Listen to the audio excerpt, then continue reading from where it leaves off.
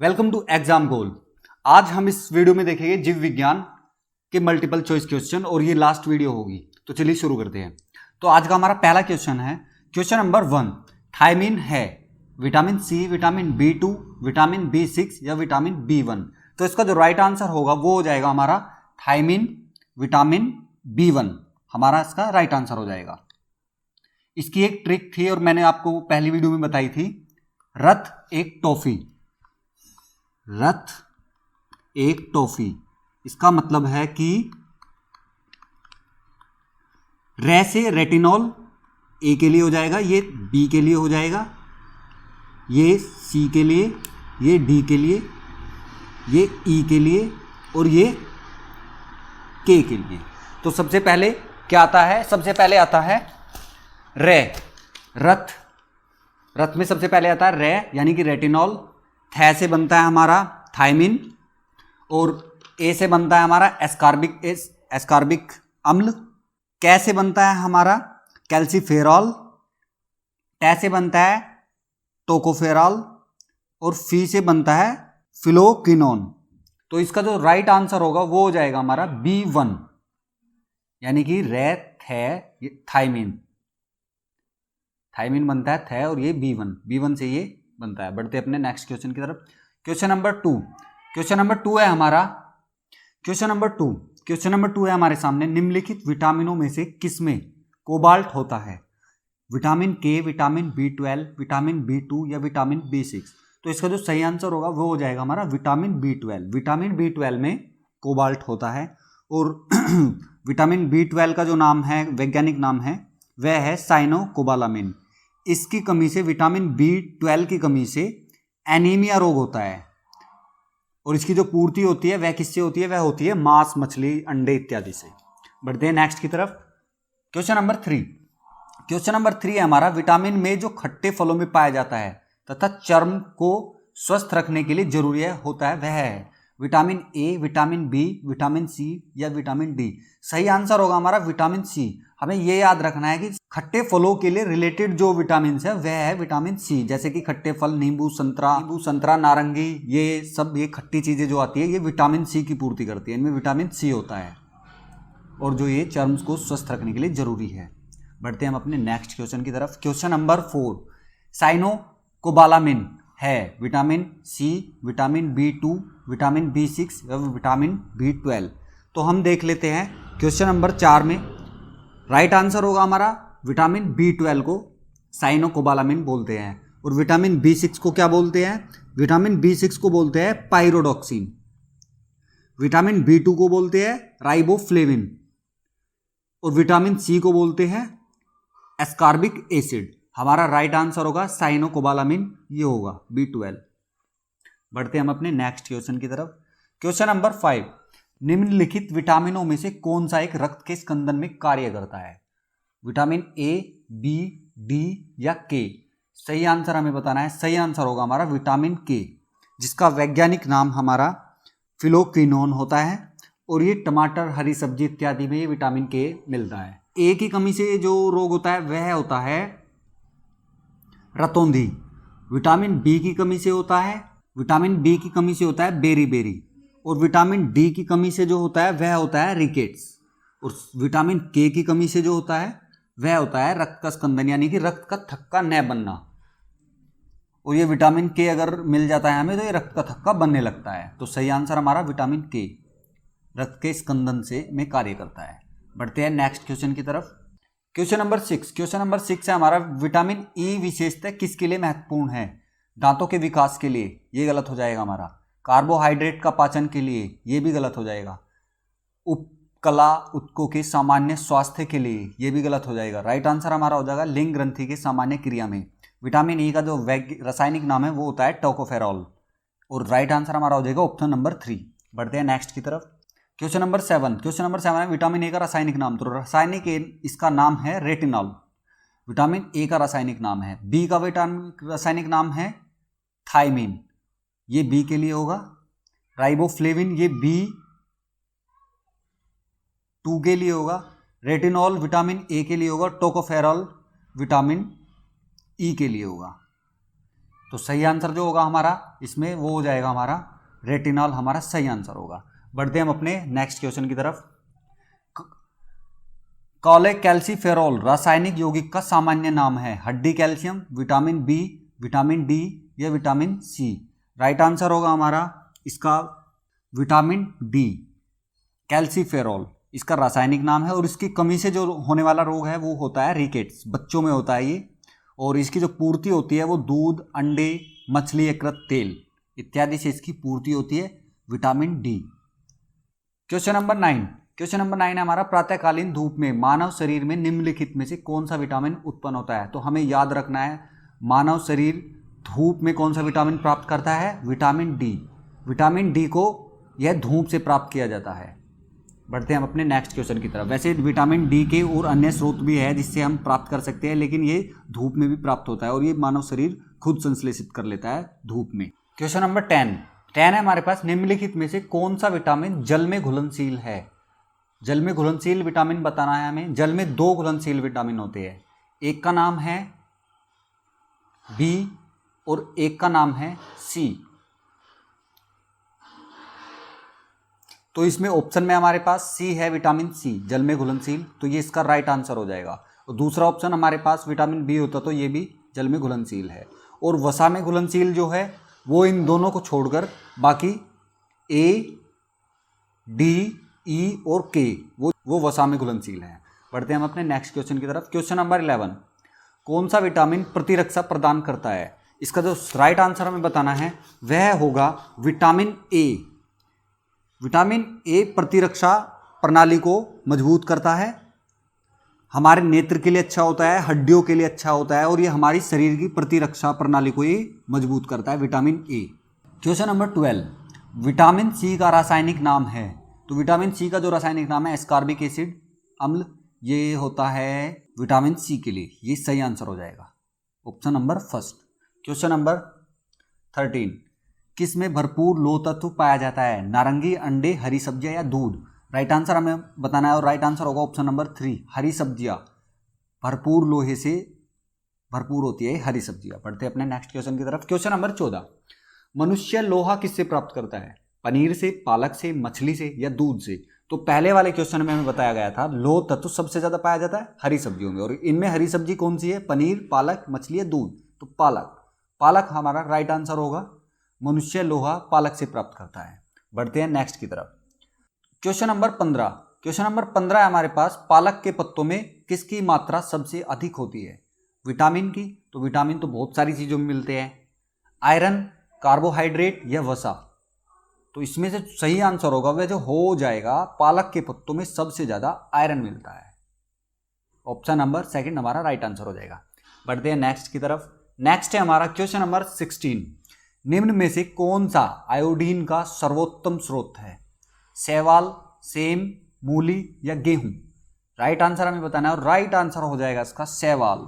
शैवाल जो समुद्रों में पाए जाते हैं, ये समुद्रों में होते हैं, इनमें आयोडीन की सर्वोत्तम स्रोत है, ये आयोडीन सबसे ज्यादा मिलता है इनमें। बढ़ते हैं नेक्स्ट की तरफ। ये आ गया नेक्स्ट हमारा क्वेश्चन नंबर 17, सागरीय खरपतवार किसके महत्वपूर्ण स्रोत है। लोहे के, क्लोरीन, ब्रोमीन या आयोडीन। तो मैंने अभी पहले वाले क्वेश्चन में बताया था शैवाल होते हैं, समुद्री खरपतवार बोलते हैं शैवालों को, और इनमें क्या मिलता था, आयोडीन। तो शैवाल खरपतवार सबसे ज्यादा इनमें क्या मिलेगा, इनमें मिलेगा आयोडीन। आयोडीन इसका सही आंसर हो जाएगा। बढ़ते हैं नेक्स्ट की तरफ। नेक्स्ट है हमारा, हृदय की धड़कन को नियंत्रित करने के लिए निम्न में से कौन सा खनिज आवश्यक है। सोडियम, ये घेंघे के लिए चाहिए होता है हमें, जिससे घेंघा रोग ना हो। गंधक, ऑप्शन में है पोटेशियम, ऑप्शन में है लोहा। लोहे की कमी से हो जाता है हमें एनीमिया, रक्त में अगर लोहे की कमी हो जाती है तो उससे हो जाता है हमें एनीमिया। फिर आता है पोटेशियम। पोटेशियम हमारा सही आंसर होगा। पोटेशियम की कमी से हृदय की धड़कन मतलब ब्लड प्रेशर बढ़ जाता है और जिससे दिल का दौरा पड़ने का पूरे चांस बने रहते हैं। लेकिन पोटेशियम की पूर्ति होने से ब्लड का प्रेशर नॉर्मल रहता है, वह उसको हाई होने नहीं देता, और हाई नहीं होता है तो फिर हृदय की धड़कन कंट्रोल में रहती है। हृदय की धड़कन कंट्रोल में रहती है तो दिल का दौरा नहीं पड़ता है। तो इसका सही आंसर होगा पोटेशियम, हमारा सही आंसर हो जाएगा। बढ़ते हैं हम अपने नेक्स्ट क्वेश्चन की तरफ। क्वेश्चन नंबर 19, विटामिन ई का महत्वपूर्ण स्रोत निम्नलिखित में से कौन सा है? ताड़ का तेल, नारियल का तेल, गेहूं अंकुर का तेल या राई का तेल? सही आंसर जो होगा हमारा वे हो जाएगा गेहूं अंकुर का तेल। अब विटामिन ई के बारे में थोड़ा सा जान लेते हैं। विटामिन ई रासायनिक नाम है इसका टोकोफेरॉल। इसके महत्वपूर्ण स्रोत का है जिससे हमको विटामिन ई पूरा मिल जाए उसके लिए महत्वपूर्ण है पत्ती वाली सब्जियां, दूध, मक्खन, अंकुरित गेहूं यानी कि गेहूं, अंकुरित गेहूं का तेल। इसमें ऑप्शन में हमारे पास ये आ रहा है, इसका सही आंसर हो जाएगा ये। क्वेश्चन नंबर 20, बच्चों में अंगों की अस्थियां मुड़ जाती है यदि कमी हो विटामिन ए की। यदि विटामिन ए की कमी होती है तो ये रतौंधी होता है इससे, यानी कि आंखों की प्रॉब्लम होती है और बाकी छोटी मोटी, लेकिन मेन प्रॉब्लम आंखों की होती है। विटामिन बी से बेरी बेरी रोग होता है, विटामिन बी बेरी बेरी रोग, और विटामिन डी इससे होता है रिकेट्स, और रिकेट्स में ही ये प्रॉब्लम होती है बच्चों के अंगों की अस्थियां यानी कि हड्डियां, बच्चों की हड्डियां मुड़ जाती है। तो इसका सही आंसर होगा विटामिन डी। विटामिन डी हमारा राइट आंसर हो जाएगा। ये बच्चों की अस्थियों मुड़ जाती है और ये रिकेट्स रोग इसमें रिकेट्स रोग होता है। बढ़ते हैं नेक्स्ट की तरफ। नेक्स्ट है हमारा डेंगू बुखार किस रोग वाहक द्वारा संचालित होता है? क्यूलेक्स फटीगन, एनाफिलीज या मनसोनिया या एडीज? तो राइट आंसर हमें बताना है। राइट आंसर डेंगू का हो जाएगा एडीज। एडीज मच्छर जो होता है उससे ये डेंगू बुखार होता है। और इस बुखार में जोड़ों में दर्द, सर का फटना, आंखों का फटना, ये प्रॉब्लम होती है, और ये राइट आंसर हमारा एडीज मच्छर। एक जो सबसे ज़्यादा पूछा जाता है ये एनाफिलीज मच्छर होता है और इससे होने वाला रोग होता है मलेरिया। राइट आंसर हमारा वैसे इसमें हो जाएगा एडीज। डेंगू बुखार से संबंधित एडीज मच्छर है। बढ़ते हैं नेक्स्ट की तरफ। टाइफाइड पैदा किया जाता है साल्मोनेला टाइफी द्वारा, स्टेफिलोकोक्स स्पीसीज द्वारा या बेसिलस स्पीसीज द्वारा या सूडोमोनास स्पीसीज द्वारा? सही आंसर हमारा होगा साल्मोनेला टाइफी द्वारा। क्वेश्चन नंबर 22 का ऑप्शन नंबर फर्स्ट। और ये जीवाणु जनित रोग है टाइफाइड। इसमें तेज बुखार आता है और इससे आंत प्रभावित होती है। टाइफाइड से हमारी आंत प्रभावित होती है। जीवाणु का नाम है साल्मोनेला टाइफी। बढ़ते हैं नेक्स्ट की तरफ। म्यादी ज्वर किसके कारण से होता है? ऑप्शन में हमारे पास वायरस, जीवाणु, फफूंद या इनमें से कोई नहीं। म्यादी ज्वर राइट आंसर हमारा होगा इसमें जीवाणु। बढ़ते हैं नेक्स्ट की तरफ। क्वेश्चन नंबर 25, ब्लड कैंसर को आमतौर पर इस नाम से जाना जाता है। ऑप्शन में है ल्यूकोडमा, एनीमिया, ल्यूकेमिया या हीमोफीलिया। तो सबसे पहले हम हीमोफीलिया क्या होता है? हीमोफीलिया होता है जिसमें रक्त का थक्का नहीं जमता है और जिससे रक्त का अगर घाव हो या कहीं पर चोट लग जाए तो रक्त बहता ही रहता है, वह बंद नहीं होता है। और ये किसकी कमी से होता है? ये विटामिन के की कमी से होता है हीमोफीलिया। अब आता है ऑप्शन में हमारे पास एनीमिया। एनीमिया क्या होता है? इसमें रक्त में लोहे की कमी हो जाती है। एनीमिया से रक्त में लोहे की कमी हो जाती है। फिर आता है हमारा ल्यूकोडमा क्या होता है? इसमें सफ़ेद दाग, स्किन से जुड़ी हुई प्रॉब्लम्स होती है, स्किन से जुड़ी हुई इसमें प्रॉब्लम होती है। ऑप्शन में हमारे पास अब बचा ल्यूकेमिया। ये ही इसका राइट आंसर होगा। ल्यूकेमिया को ही ब्लड कैंसर के नाम से जाना जाता है, या ब्लड कैंसर को ल्यूकेमिया के नाम से जाना जाता है। राइट आंसर हमारा ऑप्शन नंबर 3। बढ़ते हैं नेक्स्ट की तरफ। क्वेश्चन नंबर 26, खसरा रोग का कारण क्या है? प्रोटोजोआ, जीवाणु, विषाणु या कृमि? राइट आंसर इसमें हमारा हो जाएगा वायरस यानी कि विषाणु। खसरा रोग का कारण है विषाणु। और कौन सा विषाणु? मोरबिली वायरस, जो कि शरीर पर खसरा में होता है, शरीर पर लाल दाने होते हैं और ये पूरा शरीर इससे प्रभावित होता है, यानी कि हमारे पूरे शरीर पर लाल दाने होते हैं, उसी को बोलते हैं हम खसरा रोग। और ये पैदा होता है विषाणु से, पैदा होता है, विषाणु जनित रोग है ये, वायरस से पैदा होता है खसरा रोग। बढ़ते हैं नेक्स्ट की तरफ। एलिसा जांच किस रोग की पहचान करती है? कैंसर, पोलियो, एड्स या टीबी? बहुत बार पूछा गया ये क्वेश्चन है एलिसा। इसका सही आंसर हो जाएगा हमारा इसका एड्स हो जाएगा। एलिसा जो एक प्रकार की रक्त की जांच होती है और ये रक्त की जांच की एक श्रृंखला होती है, उसी को बोलते हैं हम एलिसा। और ये एड्स की जांच के लिए की जाती है कि HIV पॉजिटिव है या नेगेटिव है। सही आंसर हमारा एड्स। बढ़ते हैं नेक्स्ट की तरफ। क्वेश्चन नंबर 28, आंखों की दूरदृष्टि की बीमारी किसके कारण होती है? ऑप्शन में है रेटिना का छोटा होना, पुतली के फैलने से, नेत्रगोलक का छोटा होने से या उपयुक्त में से कोई नहीं। सही आंसर होगा हमारा नेत्रगोलक के छोटा होने से।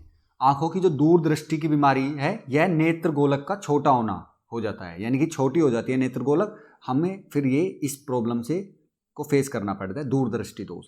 दूरदृष्टि दोष में होता क्या है, हमें दूर की वस्तु तो दिखाई देती है, दूर की वस्तु दिखाई देती है, लेकिन पास में कोई वस्तु रखी है वह हमें दिखाई नहीं देगी। क्वेश्चन नंबर 29, टाइफाइड से शरीर का कौन सा अंग प्रभावित होता है, अग्नाशय, अमाशय, मस्तिष्क या आंत। क्वेश्चन नंबर 29 का सही आंसर जो होगा वो हो जाएगा हमारा आंत। आंत इसका राइट आंसर हो जाएगा, इसमें आंत प्रभावित होती है। और जीवाणु जनित रोग है टाइफाइड। कौन सा जीवाणु, साल्मोनेला टाइफी, इसका सही आंसर हमारा आंत हो जाएगा। बढ़ते हैं नेक्स्ट की तरफ। क्वेश्चन नंबर 30, निम्नलिखित में से किसकी कमी से एनीमिया रोग होता है, आयोडीन, इससे घेंगा रोग होता है, कैल्शियम, इससे बच्चों में हड्डी कमज़ोर होती है कैल्शियम की कमी से, और ये जो रिकेट्स जो रोग होता है वो कैल्शियम की कमी से होता है, और ये डी से होता है, इसकी ये जो प्रॉब्लम होती है विटामिन डी की कमी से होती है। जस्ते की कमी से प्रतिरक्षा प्रणाली कमज़ोर होती है, आँख कमज़ोर होती है, और ये प्रॉब्लम होती है विटामिन ए में।